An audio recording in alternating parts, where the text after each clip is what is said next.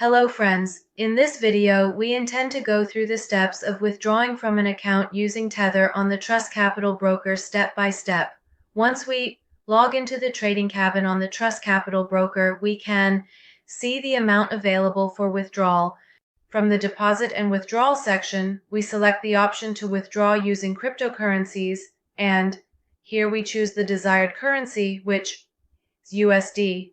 In the next section, we enter the amount available for withdrawal, and in the trading account section, you select the trading account you want to withdraw from.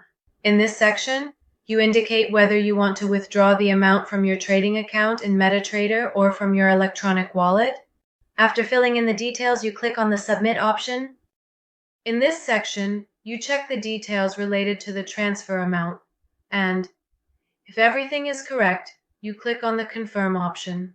As you can see, a cutter will be displayed in this section announcing withdrawing the amount from the Trust Capital Broker takes 1 to 5 business days and depends on the time frame and the method you choose.